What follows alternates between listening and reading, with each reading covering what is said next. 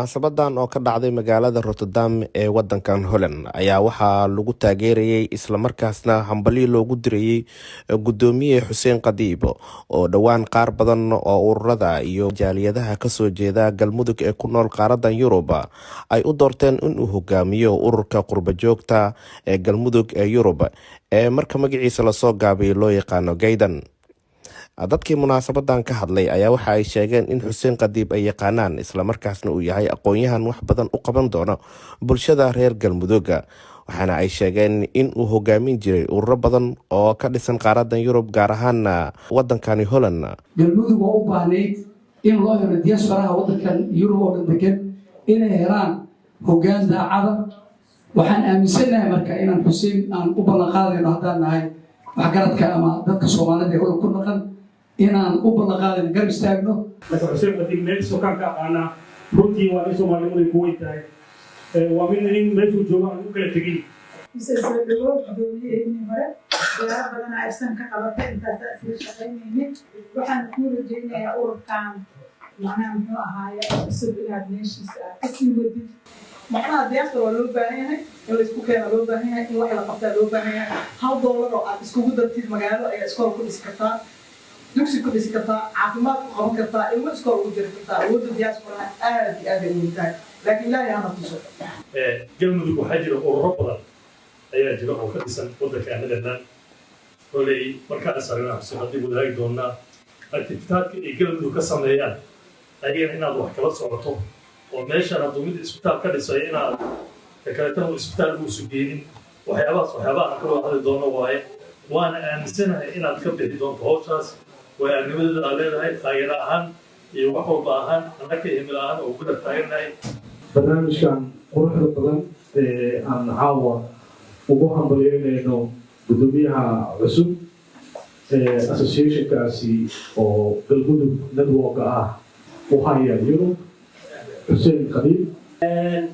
waynoo farxad caawa gudoomiyihii oo aan ka soo shaqeynay inuu hor u yimid oo lala joogo oo uu yahay nin aan naqaano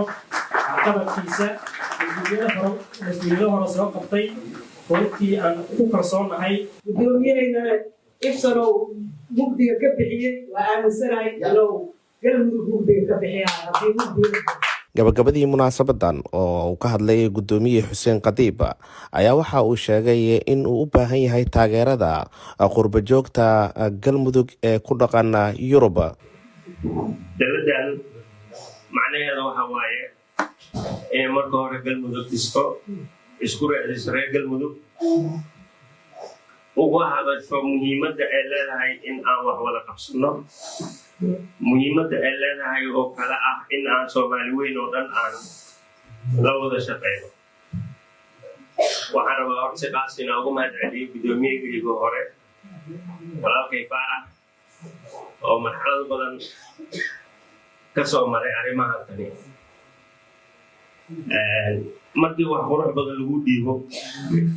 waxa waaye mas'uuliyad leedahay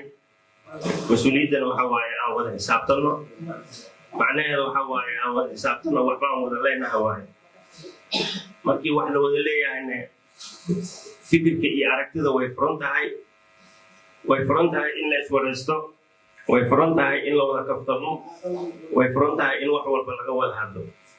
laakiin ujeedada mar walba ugu dambaysa waxay tahay waxa annaga danteena muhiim annagoo dhan inaan saaxiib wada noqono laakiin waa inay naga go'an tahay danta Galmudug iyo tan Soomaalinimo. waxaa kaloo muhiim qof walba oo Soomaali meel walba uu joogo in uu mid ku fikiro oo shakhsi Soomaali inaad tahay mas-uuliyadna ku saaran tahay oo dadkaaga Soomaalidaada inaad wax u qabato.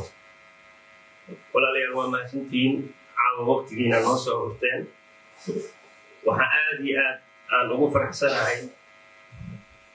in caawa labayntii reer Holland ay wada dhan tahay. Cabdullaahi Maxamed Xuseen Taajirow, warbaahinta qaranka magaalada Rotterdam wadanka Holland.